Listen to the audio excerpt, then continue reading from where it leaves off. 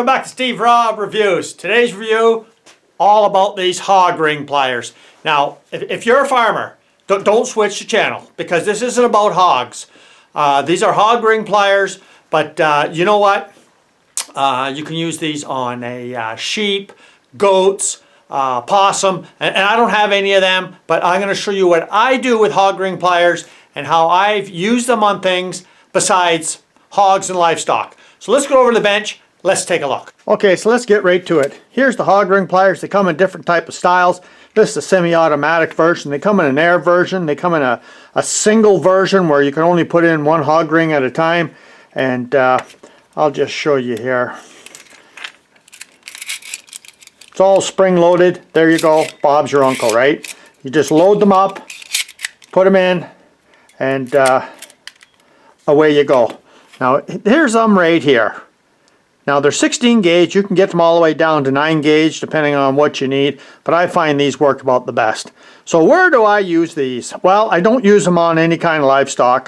You know, I just well, take for instance, let's just take a look at this. You got like 2 pieces of chain here, and you just want to, like, you know, hook them in here, and you know, drive a hog ring in there, and there you go. There you go. It's done, right? You're finished. You're done. You want to take a look at one that's already been done? Okay, let's take a look. That's her right there. It's no harder than just squeezing the trigger. So take for instance, if you got, say you got a pen, and okay, so I'm going down to the livestock now in case you got some livestock, and let's just say if you got like a pen here and you're just trying to keep the possums inside their pen, there you go. Hooks on there, very easy. What about if you're an outdoorsman and you're like, you know, you're making these, you get this kind of mungy kind of stuff here, and you just kind of put it in here like this, pull the trigger, 1, 2, and 3. There you go. That's not going nowhere. And you can make your own bungee cords. What I like to do is over top of this, just put some heat shrink over top, and Bob's your uncle. So they're very easy to use, very inexpensive.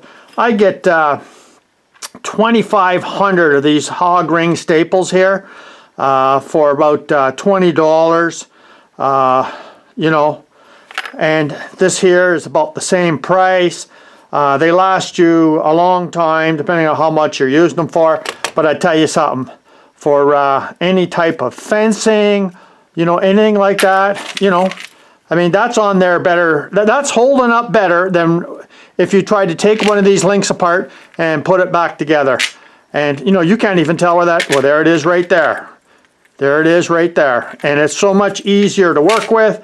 And this here, Bob's your uncle. Well, there you go. Let me know if you ever used a pair of these before, if you ever seen a pair. I imagine if you got hogs, well, then you probably know all about these. But besides that, leave me a comment down below if you have any use for these, or what other uses you've used them for besides what I've shown you here today. And I think anyone could use a pair of these. If you're somebody that's not completely useless, you could use a pair of these. Thanks for joining me here today. Come back again. If you haven't seen this channel before, you're welcome to subscribe and see some interesting things like this that I've shown today. Cheers.